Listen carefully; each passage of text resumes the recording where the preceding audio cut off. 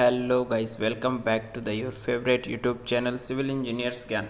तो गाइस, आज मैं आपको बताऊंगा इंसर्ट प्लेट हम लोग यूज क्यों करते हैं साइड पे, और हम इंसर्ट प्लेट की मैं आपको आज ड्राइंग दिखाऊंगा। सबसे पहले मैं ड्राइंग दिखाऊंगा कि ड्राइंग में इंसर्ट प्लेट कैसे शो करता है, कैसे समझेंगे हम कि वहाँ पे इंसर्ट प्लेट लगाना है और कितना का लगाना है। उसके बाद मैं आपको साइड पे लेके जाऊँगा और वहाँ पे बताऊँगा कि आपको इंसर्ट प्लेट कैसे लगाना है। तो गाइस, सबसे पहले मुझे ये ड्राइंग दिख रही है गाइस। ये ड्राइंग में प्रॉपर यहाँ पर बीच में देखिएगा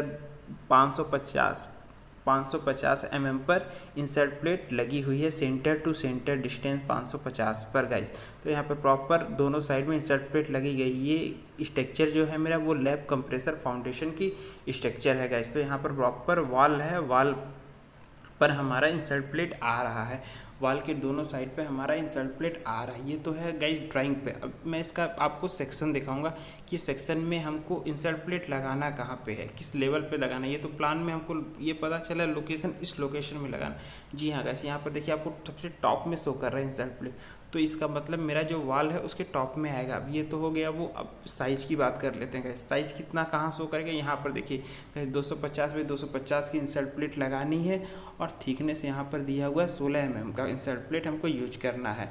अब तो मेरी ये हो गई ड्राइंग की कहानी। अब मैं आता हूँ आपको साइड पे दिखा रहा हूँ गाइस। ये देखिए इंसर्ट प्लेट यहाँ पर प्रॉपर लगे हुए हैं गाइस। यहाँ पर प्रॉपर 550 डिस्टेंस पे इंसर्ट प्लेट लगी हुई है और इंसर्ट प्लेट की यहाँ पर साइज है हमारी 250 बाई 250 mm।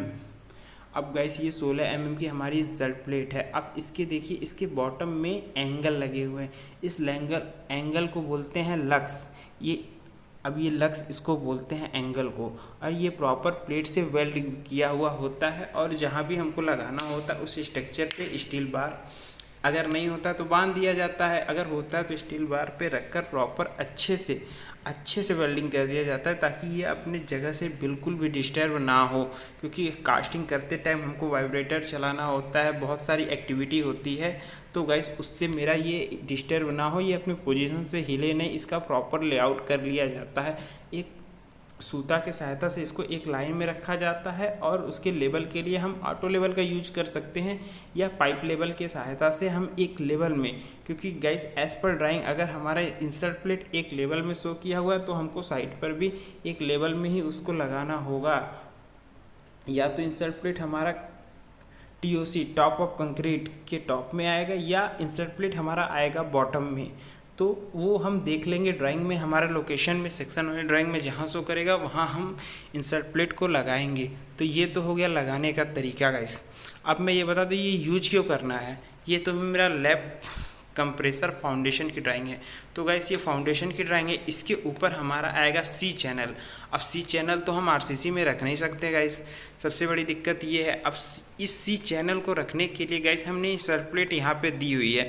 अब इंसर्ट प्लेट पे हम C चैनल को रखेंगे और उस पर वेल्डिंग मार देंगे, जिससे मेरा C चैनल ना भी इधर उधर मूव नहीं कर पाएगा, क्योंकि प्रॉपर वेल्डिंग हुई रहेगी। और उसी C चैनल पे हमारा फाउंडेशन, जो भी कंप्रेसर रूम का फाउंडेशन है वो आएगा, मतलब कंप्रेसर रूम का पूरा जो भी मशीनरी आइटम होगा वो उस पर रखा जाएगा गाइस।